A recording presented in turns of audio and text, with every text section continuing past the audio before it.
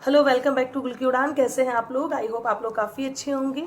तो सीटेट की प्रिपरेशन कैसी चल रही है? आई होप आप लोग की प्रिपरेशन काफ़ी अच्छी चल रही होगी। और इस बार सीटेट एकदम हर हाल में क्लियर करना है, क्योंकि जैसा कि आपको पता है कि यूपी में वैकेंसी भी बहुत जल्द आने वाली है, उसकी नोटिफिकेशन। तो इस बार हमें हर हाल में सीटेट को कंप्लीट करना है। अगर आपने यूपी टेट का फॉर्म भरा है तो यूपी टेट को भी अच्छे से प्रिपेयर कीजिए। अगर सीटेट का भरा है तो सीटेट की भी प्रिपरेशन कीजिए, क्योंकि इस बार जो वैकेंसी आएगी यूपी में अच्छी खासी आएगी और आपको हर हालत में उसे क्या करना है, क्लियर करना है।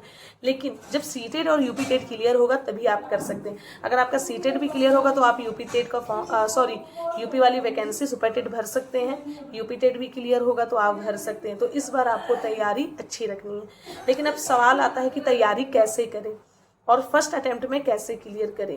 सबसे पहले मैं आपको बता दूं टिप्स कि आप ये करें। आप सबसे पहले आप टीचर देखिए, किस टीचर से आपको पढ़ना है, उनकी लेक्चर पढ़ना स्टार्ट कर दें। नोट्स बनाना है, हल्की फुल्की नोट्स बनाएं। हल्की फुल्की कहने का मतलब है कंसाइज वे में, थोड़ा थोड़ा करके। पूरा डिटेल्स नोट्स आपको नहीं बनाने। आप अगर सीटीपी का बना रहे हैं तो पूरा डिटेल्स में नहीं बनाने हैं, थोड़ा थोड़ा करके आपको मतलब कंसाइज वे में बनाने हैं कि इन्होंने ये कहा ऐसे करके। हिंदी इंग्लिश का भी अगर आप बना रहे हैं तो वैसे ही करना है। मैथ्स अगर आप कर रहे हैं तो मैथ्स का 2 क्वेश्चन रोज आप अटेम्प्ट करें। लेकिन पहले आप टीचर डिसाइड करें किससे पढ़ना है। अभी तक अगर आप कभी इनसे पढ़ रहे हैं, कभी दूसरे टीचर से पढ़ रहे हैं, मतलब ये वाला काम छोड़ दें। आप एक टीचर को पकड़ें और उनकी, क्योंकि हर टीचर अच्छा पढ़ाता है और लगभग एक ही चीज़ पढ़ाते हैं। हाँ, बात ये कि आपको समझ में किसका आता है, ये चीज़ें हो जाती है। बहुत लोगों को किसी और टीचर का समझाने का तरीका समझ में आता है, किसी को और का, मतलब सबका मेथड ऑफ टीचिंग जो होता है, समझाने की जो एक्सप्लेनेशन होती है वो अलग अलग होती है। किसी को समझ में आती है, किसी को नहीं समझ में आती है। तो आपको ये चीज़ देखना है। मैथ्स का हर रोज एक क्वेश्चन आप करें, PYQ ही करें।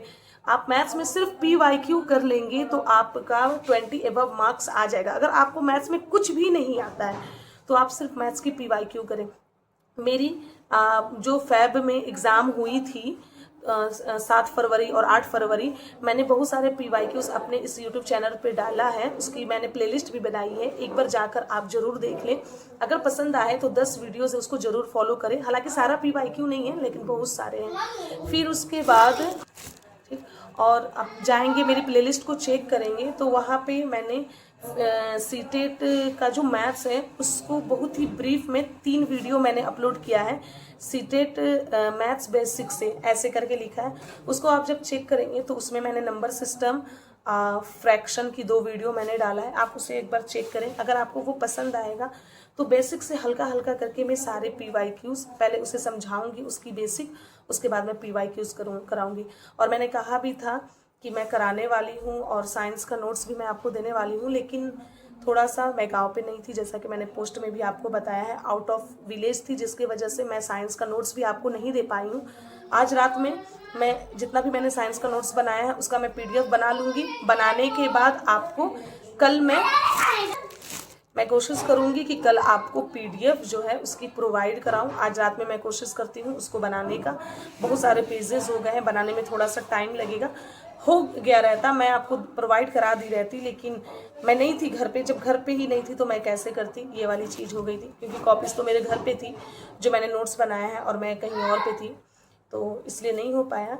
और मैं आपको वो दे दूंगी। और उसके बाद कल से मैं कोशिश करूंगी कि एक एक वीडियो जो है ज़्यादा लंबा नहीं होगा, 10 से 15 मिनट का या 10 मिनट का मैथ्स वाला कंटेंट और प्लस PYQ रोज़ कराऊं, ताकि आपका मैथ्स क्लियर हो, मैथ्स में मार्क्स अच्छा आ जाए। अगर मैथ्स आपको कुछ भी नहीं आता है तो भी जो मैं PYQs वगैरह कराऊंगी, जो बेसिक बताऊंगी, उसमें आपका 20 एबव मार्क्स 100% आ जाएगा।